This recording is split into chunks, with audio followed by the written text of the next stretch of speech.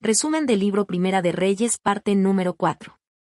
El profeta Elías y el juicio sobre Israel, capítulos 17 al 22. Introducción. Los capítulos 17 al 22 de Primera de Reyes relatan un periodo crucial en la historia de Israel, marcado por la decadencia espiritual y el juicio divino. En este tiempo, el reino del norte está gobernado por el rey Acab, considerado uno de los monarcas más perversos debido a su abierta promoción de la idolatría y su alianza con Jezabel, una princesa fenicia que introduce y fomenta el culto a Baal. La corrupción y la apostasía alcanzan niveles alarmantes, alejando al pueblo de Dios y atrayendo sobre Israel la ira divina. Ante esta crisis espiritual, Dios levanta al profeta Elías, un hombre de fe inquebrantable, para confrontar la maldad de su tiempo. Su ministerio es testimonio del poder y la soberanía de Dios sobre todas las naciones. A lo largo de estos capítulos, Elías proclama una sequía devastadora como castigo por la idolatría, desafía a los profetas de Baal en el Monte Carmelo en una demostración espectacular del poder divino, y experimenta el cuidado sobrenatural de Dios en medio de su agotamiento y temor. Además de relatar la valentía y fidelidad de Elías, estos capítulos también presentan la progresiva decadencia de Acab y Jezabel. Sus acciones malvadas, como el asesinato de Nabot para apoderarse de su viña y su rechazo a obedecer la voz de Dios, provocan juicios severos.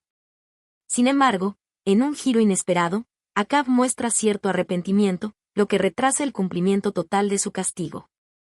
Elías no solo denuncia el pecado, sino que también es testigo del relevo profético cuando Dios le ordena ungir a Eliseo como su sucesor. Mientras tanto, las guerras entre Israel y Siria demuestran la continua inestabilidad del reino y la intervención de Dios en la historia política de la región. El relato culmina con la trágica muerte de Acab en batalla, cumpliéndose la profecía sobre su destino. Su sangre es lamida por los perros en el mismo lugar donde murió Nabot, cerrando un ciclo de corrupción y juicio divino. Estos capítulos no solo muestran el poder de Dios sobre los reyes y las naciones, sino que también enfatizan la necesidad de fidelidad y obediencia a sus mandamientos. Capítulo 17. Elías y la sequía. En un tiempo de creciente idolatría en Israel, el profeta Elías irrumpe en la escena como un mensajero de Dios con una advertencia severa para el rey Acab: no habrá lluvia ni rocío en la tierra sino por su palabra. Esta sequía, que se prolongará por años, es un castigo directo por la adoración a Baal, el falso dios de la fertilidad y la lluvia promovido por Acab y su esposa Jezabel. Tras pronunciar este juicio, Dios ordena a Elías retirarse al arroyo de Kerit, donde es sustentado de manera milagrosa. Cada día, cuervos enviados por Dios le llevan pan y carne, y bebe del agua del arroyo. Sin embargo, con el tiempo, el arroyo se seca debido a la sequía. En respuesta, Dios guía a Elías a Sarepta, una ciudad en territorio fenicio, hogar de la diosa Baal, demostrando que su poder no está limitado a Israel. En Sarepta, Elías encuentra a una viuda que está a punto de cocinar su última comida antes de resignarse a la muerte junto a su hijo. Confiando en la palabra de Dios, la viuda obedece la petición del profeta y prepara pan con la poca harina y aceite que le queda. Milagrosamente, su provisión no se agota durante toda la sequía, cumpliéndose la promesa divina. Más adelante, el hijo de la viuda cae gravemente enfermo y muere. Desesperada, ella culpa a Elías, pensando que su presencia ha traído juicio sobre su casa. Pero Elías lleva al niño a su habitación, clama a Dios con fervor, en un acto sin precedentes, el Señor lo devuelve a la vida. Este milagro no solo reafirma el poder de Dios sobre la muerte, sino que también fortalece la fe de la viuda, quien reconoce que Elías es verdaderamente un hombre de Dios. Este capítulo establece a Elías como un profeta lleno del poder y la provisión divina. A través de la sequía, la alimentación sobrenatural, la multiplicación del alimento y la resurrección del niño, Dios demuestra que Él es el único Dios verdadero, superior a Baal y soberano sobre la vida y la naturaleza. Capítulo 18. El desafío en el Monte Carmelo. Después de 3 años de una devastadora sequía, Dios ordena a Elías que se presente nuevamente ante el rey Acab para anunciar que la lluvia está por regresar. Al encontrarse con Abdías, un fiel siervo de Dios que había escondido a 100 profetas de Yahvé para salvarlos de la persecución de Jezabel, Elías le ordena que informe a Acab sobre su presencia. Aunque temeroso, Abdías obedece y Acab se encuentra con Elías.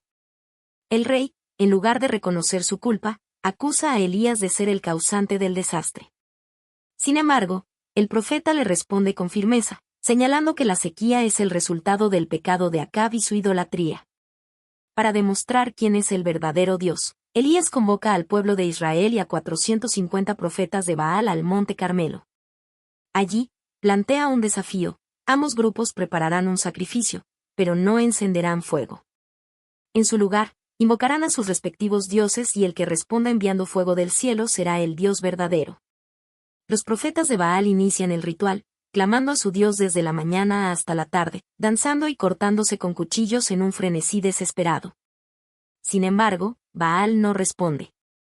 Elías se burla de ellos, sugiriendo que su Dios tal vez está dormido o distraído. Al llegar su turno, Elías repara el altar de Yahvé con 12 piedras, simbolizando las 12 tribus de Israel, y coloca la leña y el sacrificio.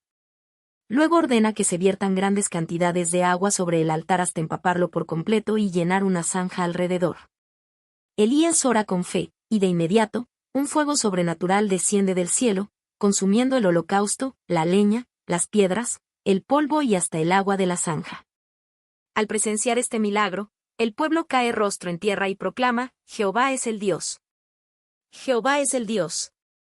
Siguiendo la orden de Elías, el pueblo captura a los profetas de Baal y los ejecuta en el arroyo de Cisón, cumpliendo la justicia divina. Finalmente, Elías ora fervientemente por la lluvia. Al principio, no hay señales de respuesta, pero después de insistir 7 veces, su siervo avista una pequeña nube en el horizonte.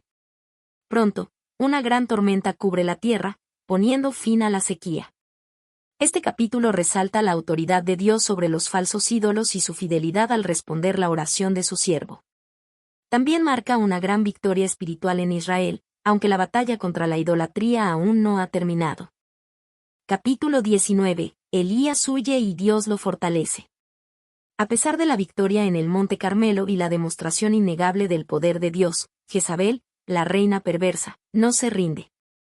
Enfurecida por la ejecución de los profetas de Baal, envía un mensaje a Elías advirtiéndole que en 24 horas sufrirá el mismo destino. Temiendo por su vida, el profeta huye hacia el desierto de Beerseba en Judá, dejando atrás a su siervo. Profundamente agotado y desanimado, Elías se interna en el desierto y se sienta bajo un arbusto de retama. En un momento de desesperación, ora a Dios pidiendo la muerte, sintiéndose inútil y solo en su lucha contra la idolatría en Israel. Basta ya, oh Jehová. Quítame la vida, pues no soy mejor que mis padres. Agotado, se duerme, pero un ángel lo despierta y le ofrece pan y agua. Luego vuelve a dormir, y por segunda vez el ángel lo toca y le dice: levántate y come, porque el largo camino te espera. Fortalecido por este alimento divino, Elías camina 40 días y 40 noches hasta llegar al monte Horeb, también llamado Sinaí, el lugar donde Dios entregó la ley a Moisés. Allí, se refugia en una cueva, sumido en su angustia y sintiéndose el único fiel a Dios en medio de un pueblo rebelde. Dios le habla con una pregunta clave. ¿Qué haces aquí, Elías? El profeta expresa su frustración, diciendo que ha sido un ferviente defensor de Dios, pero que el pueblo de Israel ha quebrantado el pacto, derribado los altares y matado a los profetas. Y que ahora él es el único que queda y quieren matarlo también. Dios le responde con una revelación profunda. Primero, le ordena salir de la cueva y presenciar su presencia. Luego, se manifiesta de una manera inesperada. Primero, un viento poderoso sacude las montañas. Luego, un terremoto estremece la tierra. Después, un fuego arde intensamente. Pero Dios no estaba en ninguno de estos eventos. Finalmente, Elías escucha un suave susurro, una voz apacible y delicada. Al reconocer la presencia de Dios, se cubre el rostro con su manto y sale de la cueva. A través de esta experiencia, Dios enseña a Elías que su poder no siempre se manifiesta en señales espectaculares, sino también en la quietud y la intimidad con aquellos que le buscan. Luego, Dios le da una nueva misión. Ungir a Hazael como rey de Siria, quien será un instrumento de juicio contra Israel. Ungir a Jehú como rey de Israel, quien traerá justicia contra la casa de Acab y Jezabel. Ungir a Eliseo como su sucesor, asegurando la continuidad del mensaje profético. Finalmente, Dios corrige la percepción de Elías sobre su soledad. No está solo, Aún quedan 7.000 personas en Israel que no han doblado rodillas ante Baal ni lo han adorado. Este capítulo muestra la humanidad de Elías en su miedo y fatiga, pero también el amor de Dios al fortalecerlo y renovar su propósito. Dios no solo lo consuela, sino que le recuerda que su obra continúa y que su justicia se cumplirá. Capítulo 20. La guerra contra Siria. En este capítulo, Israel se enfrenta a una gran amenaza cuando Ben-Hadad, rey de Siria, reúne a una coalición de 32 reyes aliados para atacar Samaria, la capital del reino del norte. Confiado en su superioridad, Ben-Hadad envía un mensaje arrogante al rey Acab, exigiendo que le entregue su oro, su plata, a sus esposas y a sus mejores hijos como tributo. Sorprendido y temeroso, Acab inicialmente accede a las demandas. Sin embargo, cuando Ben-Hadad vuelve a enviar un mensaje exigiendo entrar en la ciudad y tomar personalmente lo que desee, Acab consulta con los ancianos de Israel, quienes le aconsejan no someterse. Acab responde con firmeza, rechazando la exigencia del rey sirio. Enfurecido, Ben-Hadad jura destruir Samaria hasta reducirla a polvo. Pero en medio de esta crisis, un profeta de Dios se presenta ante Acab con un mensaje inesperado.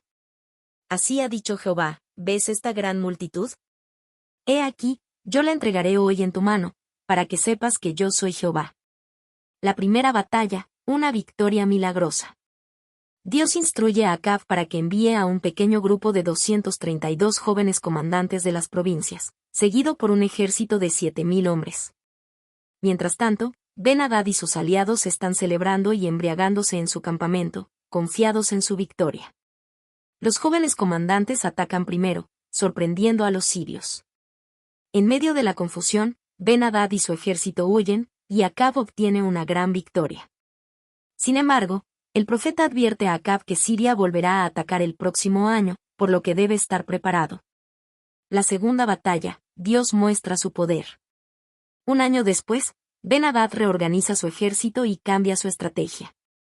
Sus consejeros le dicen que el Dios de Israel es un Dios de los montes, por lo que si luchan en la llanura, tendrán ventaja. Confiados en esta idea, los sirios regresan con un ejército masivo, igual al de la primera batalla. Dios responde a este desafío y envía otro mensaje a Acab a través del profeta. Por cuanto los sirios han dicho, Jehová es Dios de los montes y no Dios de los valles, yo entregaré toda esta gran multitud en tu mano, y sabréis que yo soy Jehová. Israel y Siria acampan frente a frente durante 7 días. En el 7º día, se libra la batalla, y el pequeño ejército de Israel mata en un solo día a 100.000 soldados sirios. Los que quedan huyen a la ciudad de Afec, pero un derrumbe mata a 27.000 más. El error de Acab y la profecía del juicio. Desesperado, Ben-Hadad se esconde en una habitación secreta dentro de Afec. Sus siervos, comprendiendo que los reyes de Israel son más misericordiosos que los de otras naciones, le aconsejan que se vista con ropas humildes, se ate un saco a la cintura y una soga al cuello como señal de rendición. Luego, se presenta ante Acab, suplicando por su vida. Sorprendentemente, en lugar de ejecutarlo como Dios había ordenado, Acab lo trata con honor y lo llama mi hermano. Hace un pacto con Ben-Hadad y le permite vivir a cambio de la devolución de algunas ciudades que Siria había tomado anteriormente. Cuando Acab regresa, un profeta de Dios lo confronta con una parábola. Se disfraza y le cuenta una historia inventada sobre un soldado que debía custodiar a un prisionero, pero lo dejó escapar y ahora debía pagar con su vida. Cuando Acab escucha esto, dice que el soldado debe ser castigado. Entonces el profeta revela su verdadera identidad y declara el juicio de Dios. Por cuanto dejaste ir de tu mano al hombre que yo había destinado para destrucción, tu vida será en lugar de la suya, y tu pueblo en lugar del suyo. El capítulo termina con un Acab enojado y deprimido, regresando a su palacio en Samaria, presintiendo el juicio que vendrá por su desobediencia. Capítulo 21. El crimen de Acab y la viña de Nabot. En este capítulo, la codicia y la injusticia de Acab y Jezabel alcanzan su punto máximo cuando se apoderan de la viña de Nabot mediante un acto de traición y asesinato. Acab desea la viña de Nabot. El relato comienza cuando Acab, rey de Israel, pone sus ojos en una hermosa viña que pertenecía a Nabot de Jezreel. Esta viña estaba ubicada cerca del palacio real en Samaria, lo que despertó el deseo del rey de convertirla en un huerto.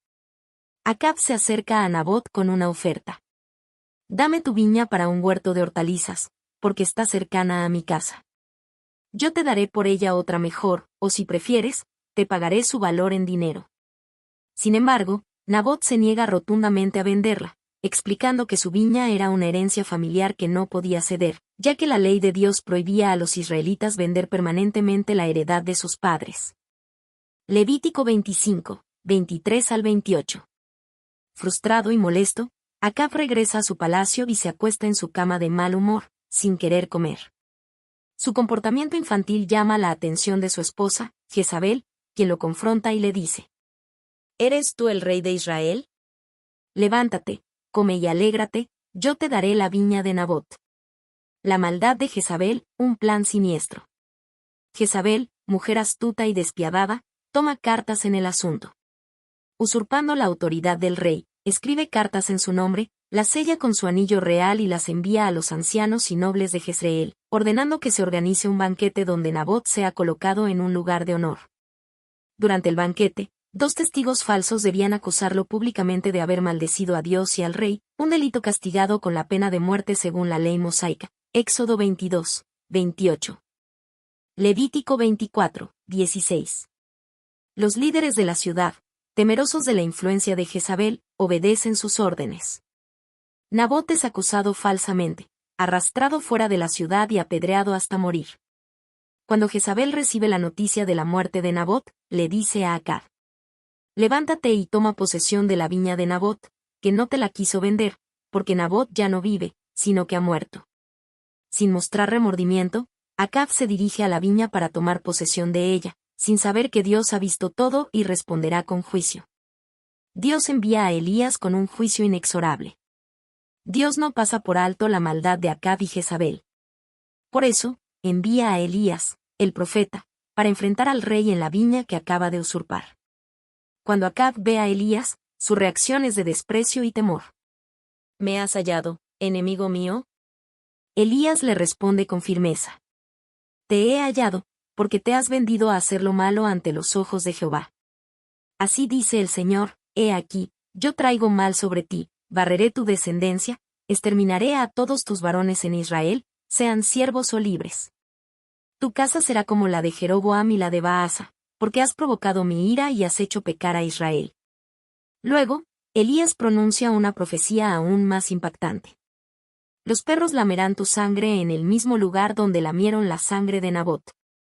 Finalmente, Dios anuncia un castigo especial para Jezabel, la instigadora de este crimen.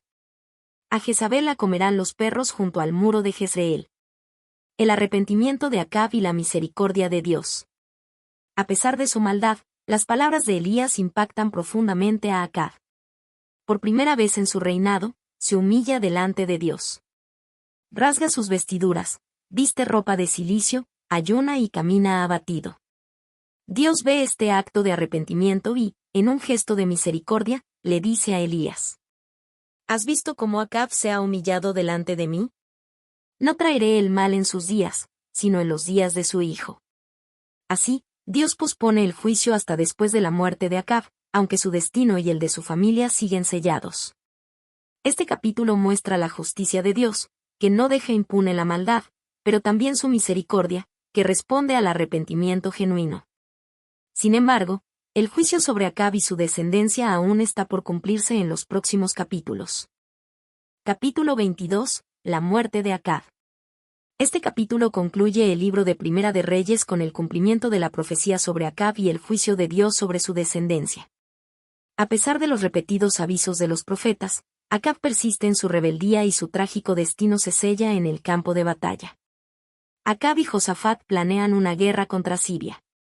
Después de años de relativa paz, Acab, rey de Israel, decide recuperar Ramot de Galaad, una ciudad estratégica que estaba en manos del rey de Siria, Ben-Hadad. Para fortalecer su causa, Acab propone una alianza militar con Josafat, rey de Judá, y le dice: ¿irás conmigo contra Ramot de Galaad? Josafat, un rey piadoso que busca agradar a Dios, responde con prudencia: yo soy como tú, mi pueblo como tu pueblo, mis caballos como tus caballos. Pero primero consultemos la palabra de Jehová. Así, antes de la batalla, buscan dirección divina. Los falsos profetas predicen el éxito. Acab reúne a 400 profetas que aseguran la victoria con gran entusiasmo. Sube y vencerás, porque Jehová la entregará en manos del rey. Sin embargo, Josafat percibe que estos hombres no hablan en nombre del verdadero Dios y pregunta si hay algún otro profeta que pueda consultar. A regañadientes, Acab menciona a Micaías, hijo de Imla, pero agrega con desdén: pero yo le aborrezco, porque nunca me profetiza bien, sino solo mal. Josafat insiste en escuchar a Micaías, y Acab ordena traerlo. Micaías profetiza la derrota y la muerte de Acab. Cuando Micaías llega, en un primer momento finge un mensaje favorable. Sube y vencerás. Pero Acab, notando el sarcasmo, le exige la verdad. Entonces, Micaías declara la verdadera visión que Dios le ha mostrado. Vi a todo Israel esparcido por los montes, como ovejas sin pastor, y Jehová dijo: estos no tienen señor, vuélvase cada uno en paz a su casa. Esto significa que el rey caerá en la batalla y su ejército quedará sin liderazgo. Además, Micaías revela una escena celestial. Dios ha permitido que un espíritu de mentira engañe a los falsos profetas para que Acab marche a la guerra y encuentre su juicio. Indignado, Acab ordena que Micaías sea encarcelado hasta su regreso victorioso. Micaías responde con valentía: si tú vuelves en paz, Jehová no ha hablado por mí. Acab va a la guerra disfrazado, pero el juicio lo atrapará. A pesar de la advertencia, Acab decide ir a la batalla. Sin embargo, temiendo que lo reconozcan, se disfraza de soldado común, mientras que Josafat entra en combate con sus vestiduras reales. El rey de Siria había ordenado a sus soldados atacar solo al rey de Israel. Al ver a Josafat, lo confunden con Acab y lo rodean, pero cuando Josafat clama a Dios, sus perseguidores se dan cuenta de su error y lo dejan. Mientras tanto, un soldado sirio lanza una flecha al azar, y este impacta a Acab justo entre las uniones de su armadura, hiriéndolo de muerte. A pesar de su agonía, Acab permanece en su carro hasta el final de la batalla, pero al atardecer muere desangrado. Su cuerpo es llevado de regreso a Samaria. El cumplimiento de la profecía, la sangre de Acab. Cuando lavan su carro en el estanque de Samaria, los perros lamen su sangre, cumpliéndose la profecía que Dios había pronunciado a través de Elías después del asesinato de Nabot, Primera de Reyes 21, 19. Acab fue un rey poderoso, pero su desobediencia, idolatría y maldad lo llevaron a una muerte ignominiosa, tal como Dios había advertido. Josafat en Judá y Ocosías en Israel. Tras la muerte de Acab, Josafat continúa reinando en Judá. Es un rey que busca a Dios, aunque comete errores al aliarse con Acab. Su hijo Joram, sin embargo, se aparta del Señor, preparando el camino para más corrupción en Judá. Mientras tanto, en Israel, el hijo de Acab, Ocosías, sube al trono y sigue los caminos de su padre y de Jezabel, persistiendo en la idolatría. Esto sienta las bases para los eventos del siguiente libro, Segunda de Reyes, donde el juicio de Dios sobre la casa de Acab se cumplirá completamente. Lecciones del capítulo 22. Dios no puede ser engañado. Acab intentó burlar su destino disfrazándose, pero el juicio de Dios lo alcanzó de todas maneras. El discernimiento es clave. Josafat percibió que los falsos profetas no hablaban en nombre de Dios. Dios usa a sus profetas para advertir, pero no siempre se les escucha. Micaías dijo la verdad, pero Acab la ignoró, sellando su destino. Las malas alianzas pueden traer consecuencias. Josafat, aunque piadoso, cometió un error al asociarse con Acab.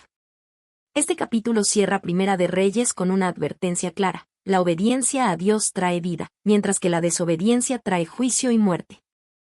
Conclusión. Los capítulos 17 al 22 de Primera de Reyes son una poderosa demostración de la soberanía, justicia y misericordia de Dios en medio de la creciente corrupción de Israel.